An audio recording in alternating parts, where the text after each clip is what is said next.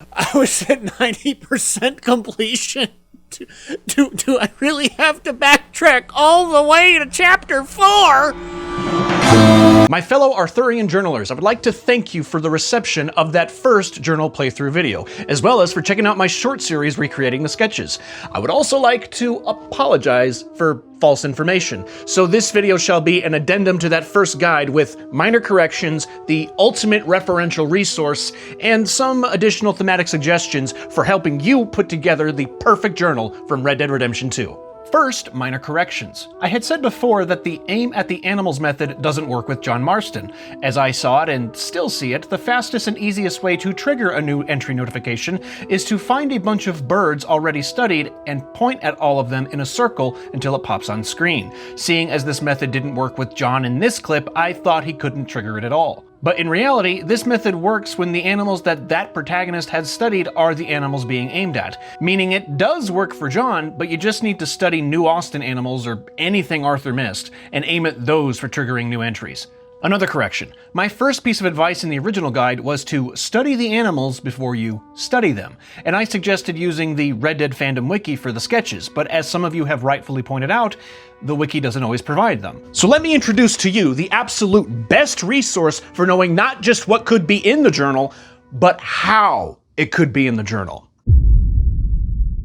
This is an Excel file made by YoungestZon on Reddit, and for those who are not Abigail, this reads having 1,354 journal entries, with descriptions on how to add them and what the alternative versions are. You literally couldn't ask for a better resource. Both the original Reddit post and the direct download link are in the description below. If you came to this video looking for direct comparisons between Arthur and John of all the drawings that they both do, Zon already did it, so please, I'd recommend you go there first, link also below. His video only sits at 600 something views, so please, give him the time. I can't imagine how much work this was.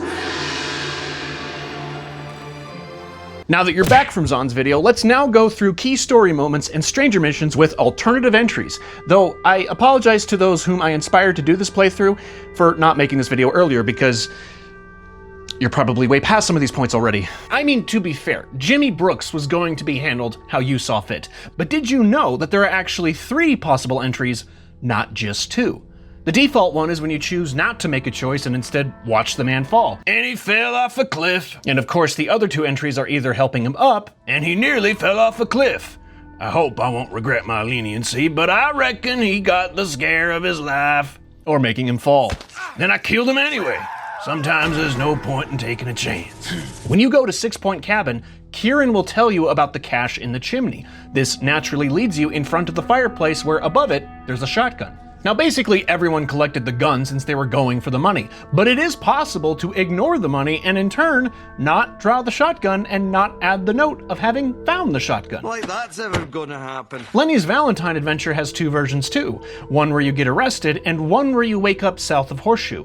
Not a huge difference, but where you end up could be crucial. Do you want to be in Valentine after this mission?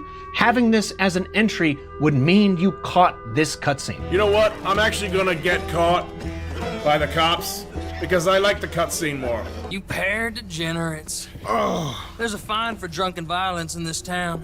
You're just lucky no one was killed. Hey, we didn't start a thing. Yes, you did. Well, I don't remember. Either you fools got any money? Or did you try to avoid the law as the mission tells you to and wake up near some plants and people to sketch? Speaking of these specific people, as mentioned in the last video, I only ever bought the map off the treasure hunter, which leads to a portrait of the Spaniard, but there is another sketch of this scene from afar for those who don't buy the map. When Arthur respects the person, he might draw the person. But in this case, it's as if he distances himself from the details by drawing the surrounding area. Easier to cope when you're not actively thinking about the person you wronged.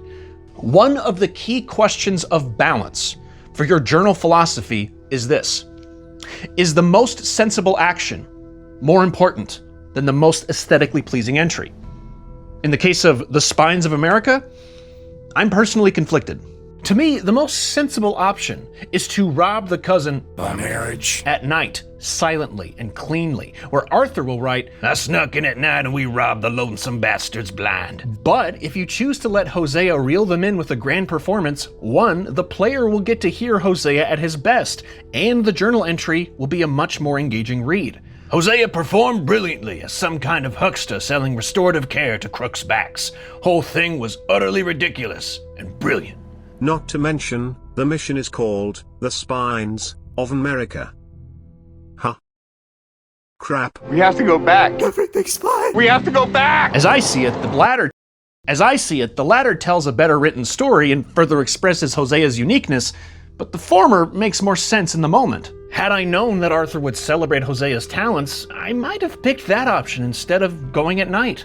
Moving on. That saloon lady in Valentine has 4 possible entries surrounding her random encounter. As Arthur, you could erase the evidence and draw a portrait of her, where he's still suspicious of her because her guilt is so god-dang obvious. Wonder if she was quite so innocent as she claimed. Alternatively, Arthur could turn her in and instead sketch the sleeping victim. I didn't believe a word came out of her mouth, so turned her in. However, if you save this moment for John Marston, no matter what you decide he does, he will write about how the woman reminds him of Abigail, who was also at one point a young... this flower. This man here, oh, he married a whore. If John turns her in, he'll accuse her of being clearly guilty as sin. But given that John is kind of an idiot, it makes sense to let her go too. But again, the key question. Do you let Arthur make the pretty drawing, or do you leave it so that John can share a genuinely unique note to the journal? What's your overall goal? Because the second top comment on the journal playthrough video really captures the big joke about my presentation.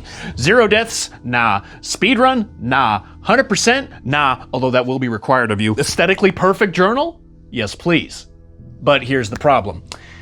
The most aesthetically perfect journal, I believe, would be narratively worse. Take this comparison. What would you rather have in Arthur's journal between 2 possibilities? A blank left page or a portrait of the man being written about? Normally, it makes sense to pick the portrait. More drawings, please. Except, the reason why many players' version of this entry is blank on one side is because they didn't stick around, standing around to watch Algernon Wasp choke on a pesky nut. Oh, my lord! The pesky nut! What a way to go, eh? Oh. Thank you, sir. If your first meeting with Wasp is after the party, then Arthur will draw a portrait of him, even though I could not do him justice. Although, after watching this walkthrough, it looks like you can save him and then promptly leave, which might mean that you can still get the drawing since you didn't catch his name or his card. But does it really make sense for Arthur to visit Algernon if he never received his information? By not meeting him, you can have 2 sketches of Wasp, the other one being made after completing the second round of exotics. So, arguably, the first sketch is redundant because Arthur will write, Algernon is quite a character. Here's a sketch of him. As if he hadn't done so already. And I would argue that taking his card and leaving this page blank gives you the perfect spot to put 2 regrets. The first bird he wants the plumes from. Regrets. Again, I feel like I didn't emphasize this enough in the first video. Blank pages aren't an issue. They are good for flow, focus, and are in fact necessary. Arthur will often write many words, page after page, without a sketch. The blank pages aren't a problem. Narrative nonsense is a problem. Take this other comparison. If you were to choose which sketch best represents the end of the serial scavenger hunt side quest, would it be the drawing of the cellar door or the actual serial killer himself? I think most of us would think to pick the dude. Faces are typically more engaging than some rundown architecture. The problem is, the way to get this drawing is to do something super unnatural for the player in this position. When Edmund attacks the sheriff, Arthur will have to stand there and wait for the sheriff to finish him off. After this, he reprimands you for not helping, and you will not get the bounty. My reward? Your reward? Get the hell out of here, that's your goddamn reward. Now maybe you think the basement sketch is spookier and more aesthetic for the atmosphere of the side quest. You're probably right. I like faces more than places, but I love even more a sensible story. So, the basement wins. Now I'm gonna go over some easily missable entries depending on the kind of player. For example, I didn't know that this "hey, come follow me down this dark alley" had a journal entry because I'm not stupid enough to lose all my money. A second time? Some bastards jumped me and robbed me down some dark alleyway. Maybe I should head back and take a look for them. I guess I reloaded an earlier save before I checked the journal because I didn't know that you can in fact track them down and get your money back. That's cool, and this dark alley scene is excellent, but it also works well with John. He won't draw a picture, but it does make sense for him to be in Saint Denis, despite what he said in this mission. If I ever want to go back, remind me that I hate Saint Denis. There's a bounty to collect if Arthur spared Anthony Foreman, Tilly to meet, and Algernon to check up with to collect more exotics. I'm planning for John to come here right before American Venom as his last-ditch effort to find some money to pay the debt with. From that side of the map, John can also find the strange man's cabin, where it hopefully will go through the 4 stages as you check it periodically, giving you a journal entry that Arthur has a version of, but can't draw himself. Meaning, this entry is exclusively reserved for Marston, and in the margins, you could try to find and hunt all the remaining Carolina parakeets. These would pair well together because 1, I didn't want to make Arthur kill all them little birdies just for a little drawing, because 2, the parakeet sketch is the reward for hunting them to extinction. So better for John to do that, and better for that extinction indication to be on the same spread as the house of the entity who's been recently empowered with death. Maybe, I don't know things, but what I do know is that my perfect Arthur journal is already almost done. I really need to hammer down those final details before beating the game and then 100%ing it, because that's a true requirement of the journal playthrough. Getting 100% is the only way to get the final journal entry, which is Arthur's grave. Every rock carving, every legendary fish, every dream catcher, every small animal to be taxidermied, every dinosaur bone, and all exotics requests are all necessary to get that last entry. Basically, if Arthur is capable of finding all the certain collectibles, I think he should collect all of those. Though I will argue that for duchesses and other animals, it makes less sense for Arthur to search for these rare birds and flowers this late in the game. But... Hi. After rewriting this portion of the script, after giving it more thought, I think I may have made a mistake in my journal. Not because the journal doesn't make sense, but because the cutscenes, the sequence of real events, they don't make sense. I thought in the third part of the Duchess's quest after completing the second task, which is the cutscene that gives you this drawing, there's a line that I took to be permission from the game to leave the rest of the exotics for John. Here, and remember, Tacitus, take your time and bring me nothing. Nothing but the best. The big downside to this is that Jim, will have the knowledge that Algernon hates New Yorkers, which is something Arthur heard in that cutscene. Italy is just so overrun with Americans just now, don't you find? Yeah, it's a real problem. And it's the worst kind of Americans. Financiers, New Yorkers, they're such vulgarians. But he doesn't write about it. Having John say this line, I thought you hated New Yorkers. Oh, I do. As if John was making a really good guess at Algernon's opinions. Arthur could have simply left the second task incomplete for John to take over. Then there'd literally be no logical problem with the timeline of this journal. John will even draw Algernon, giving Arthur a good reason to not receive his card so that he can draw his portrait, leaving John to draw the other one, signaling that he did meet him. And unfortunately, it doesn't make sense for John to barge in at any other point into Algernon's shop. Like if he shows up to complete the task, for example, Wasp will give him your hat, as if it was always meant for John, which it was not. It's wonderful. So, yeah, it's probably best for John to complete the second request and then go from there. And because I didn't do that, oh no, Do I really have to backtrack all the way to chapter 4? But that's exactly why we do this, right? We make predictions, we check our sources, and we test the strength of our theories against the weight of what's actually in the literature. It'd be nice if we all read the Bible that way, but unfortunately some of us are... In any case, I think it makes more sense for John to at least finish the mission because of this line. That's quite a weapon. These are Tahitian pearls. Tahiti? Have you been? Nearly, but I guess we never made it. For Arthur to say this while the gang is still actively trying to reach Tahiti, it doesn't come with the finality of the phrase when John says it, 8 years after the gang fell apart. Aside from that, go off on the rest of the collectibles that Arthur can finish, not including the new Austin stuff. Don't force him to do that. I'm watching you. Finding all the dream catchers will generate a sketch of them forming the shape of a bison, where a final X will indicate a secret. That's the cave where the arrowhead can be found and where a treasure is hidden. I think it's fine to find all the dream catchers as Arthur, but I'd leave the last mystery for John, along with the treasure inside, as a way to justify this journal entry from the start of the epilogue. Wonder if there's anything in these treasure maps. The rock carvings are also best for Arthur to finish, simply because the journal entry upon finding all of them doesn't make sense out of context. Send him the location of those odd carvings. Now he wants me to go see him. He's Wiz and I'm Boomstick. John will write the same thing if he mailed the last carving locations and received Sinclair's letter, but with no previous interaction with the man, no mention of him prior. John just writes he as if he provided context not too long ago as to who he is. For John to just use pronouns for Sinclair is far more confusing than if Arthur does it. Plus, there's the thought that maybe it's nice to not leave poor Francis lost for 8 more years.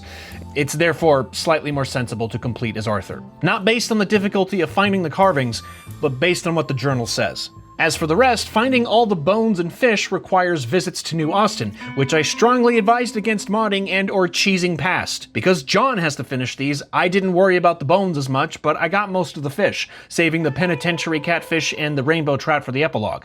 Yet again, the bullhead catfish is another reason to revisit Saint Denis. And the trout is a good excuse to meet Charlotte, after Arthur had helped her survive. Now, these don't contribute much to the journal. In fact, John says that Arthur wrote about Charlotte in the journal, and He wrote fondly of you. he doesn't.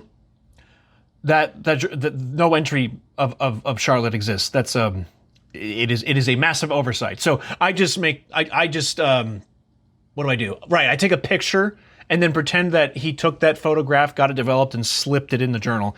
That could be a decent way to explain a lot of things that don't make sense. We're trying to make it work, remember? We're trying to make all of this work. Where was I? Right, so just as, she's not mentioned in the journal, these activities don't contribute much of anything to the journal, but they do put you in a good physical position for other entries if you missed them, like the Old World scripts, the fossilized man, and the meteor sites if you somehow didn't take the time to look at those. Around that part of the map, you can head down to O'Crea's Run where you can meet... Crap, I forgot to talk about the veteran. In Chapter 6, Hamish is a Civil War vet you can befriend. The first encounter is returning his horse who has his leg, which you should definitely do as Arthur. There's no reason not to. The second mission, the one where you fish for the tyrant? Yeah, I'd do that as Arthur too. There's still time at this point in his life, something to do right after seeing rains fall. And the drawing is an especially fine addition, the only fish sketch Arthur will make. But how far do we go with the veteran? Because as veterans of Red Dead Redemption 2 know, Hamish will die at the end of this mission thread, after which you will be given the horse Buell to look after as he looks after you. And Buell is an awesome horse. One of the 2, I think, uniquely named horses the player can keep, with Rachel being the only other one. But again, as the veterans know, Arthur's horse will be shot dead at the end of Red Dead Redemption. Roll credits. No, we will not, because doesn't Buell deserve better than this? I had to think this over, thrice over, in fact, because the answer's not obvious. It has to be argued. So, here's the pros and cons of finishing the veteran all the way through with Arthur. Pros. Arthur adds excellent entries to the journal, telling how they chatted over coffee, hunted great beasts, and ultimately formed a friendship worth writing about, with a sad ending of honor and hope, with Buell being taken care of after Hamish passes. Cons. Buell will die anyway, or eventually disappear from the game. That con is too strong for me. I want Buell to carry on, so what happens if we skip the final mission as Arthur, leaving it for the epilogue? Pros. Arthur still had a solid friendship. Hamish embellishes the hunting story like a true friend would. He gets to live for 8 more years of peace by the lake. And you get Buell by the end of it. So what are the cons? Hamish will die immediately on John's first visit, and John has very little to say about him because he did not know him that well. That's not good enough either. That's way too coincidental. But if we only do those first 2 missions as Arthur, we sacrifice a great drawing of a hunted wolf and another decent sketch of a horse. John doesn't draw poorly in Arthur's place. he doesn't draw anything for these encounters. But personally, I find that this half-completed as Arthur timeline is the best option for journal incorporation. Look at the fish sketch again. He does what any good artist does when approaching a big project and stops halfway through. Arthur's done this with a few sketches, one of the berries is coming to mind. But think about it. He stops adding scales to the fish halfway through, illustrating the potential fact that his time with the veteran was only halfway complete. So, you leave it for the epilogue. And what happens? John will visit Hamish out of curiosity, not money, not violence, like any other random stranger encounter, just paying a visit to a friend Arthur made. It shows great respect for Arthur and great moral character for John to set aside a weekend to say hi to a stranger, to reminisce about their mutual friend. And then what? John sits down for coffee and they have that long conversation. Natural, sensible, literally relatable. So when the she-wolf makes her appearance from the window, it's not nearly as coincidental of a visit than if John's first visit was the day Hamish spotted the giant boar that gored him to death not 4 minutes later. And when you choose this path, or the other starting points before, John's final message about Hamish will explain how he was a good man. And while it's basically the same as Arthur's message, John is the one who I think needs to learn the lesson more. He lacked self-pity and he lacked confusion about his place in the world. He was the man we would all want to be if we weren't so distracted being idiots. Granted, a lot of that description could have easily come from Arthur's heart, namely the line about self-pity and calling all of us idiots. But John is the one who had real confusion about his place in the world, at least more directly. Whereas Arthur's problem was piecing together how his life could still have meaning and worth given all he was and had done, John's big problem throughout this game is lacking clarity about who he wants to be in this world. Being honest and good enough to get the approval from his family? Yes, he wanted that. But going after Micah for all he was and done? No, was never the answer. Look, just do one thing or another. Not be two people at once. So it's a good lesson that either comes a little bit too late or is in vain. But you also don't have to finish this chain of stranger missions if you've already done enough, theoretically getting to 100% completion without Hamish dying. That said, a second visit to the lake as John isn't unwarranted given the final task for that 100%. It's another checklist that only unlocks after Micah meets his demise, finding all the grave markers of fallen gang members. The first two markers are up north of and in Coulter, which gives John a good reason to run into Marco Dragic's robot's son. It's a bit out of the way, but it's in the same region, worth a little exploring. Plus, it makes far less sense for Arthur to be up here at the typical time he'd be able to, because how dare you bring those lungs to such a cold environment? But anyway, this robot for John after American Venom is one of the final indications that he was going on that necessary for 100% pilgrimage of mourning, especially if you've exhausted the points of interest as Arthur, like I did when looking for Flaco Hernandez. That robot marks the tail end of the journal. From there, you could totally finish what you can if you're going for full completion. Another better opportunity to catch Strange Man's self-portrait, and leaving the parakeets for the very end could also illustrate how hard they are to find because they'd only appear in the final pages.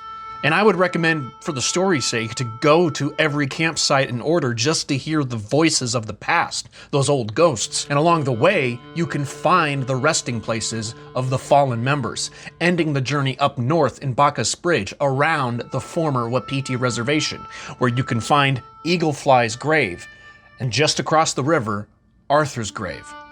No matter when, where, and how you get 100% completion, you'll always be teleported to Arthur's grave for a special cutscene and the final journal entry. So obviously, it's best to inspect Arthur's grave as the last thing to do in the entire playthrough.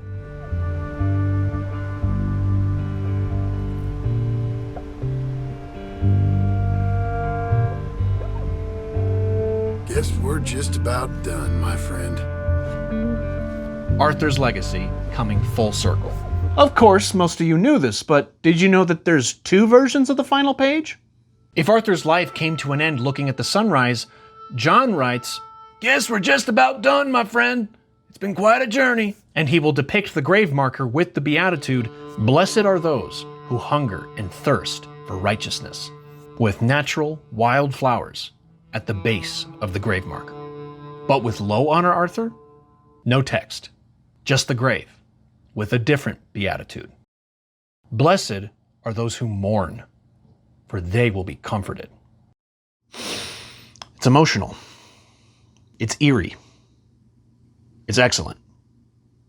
But who's out here really making Endgame Arthur low honor? I vote names! In the end, I hope this video was a much more thorough and useful guide than before. If you have specific questions on how to collect certain entries, I guarantee that this document from YoungestZon provides the answer. As for my playthrough, and thus the journal that a lot of you have been asking for, like I said, I just need to, do it. But I have a relevant announcement. Sometime in the future, I plan on showcasing my complete journal in my first ever live stream, going through each page and hanging out until however long it takes of me explaining it, and it'll just be good time, yeah. Then after that, maybe I'll represent the journal in a proper, well-edited upload with video proof of each entry and showing how it all makes sense. Given light of my Algernon Wasp mistake, this event will be postponed until further notice. Double dipping, perhaps, but I'll make the effort undeniable and that video worth watching as opposed to, reviewing an entire live stream. So thank you from the bottom of my heart that I get to prove to my wife that playing this game in this highly frustrating and time-consuming way was way worth it those 2 other times. Think you're on the spectrum, mate. Oh, come on. Not every fixation is autism. What do you guys think? You know what? Don't answer that.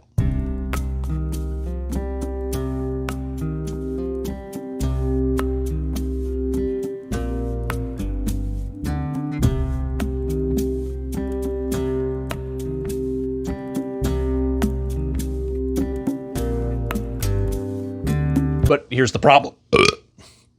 I'm not leaving that in.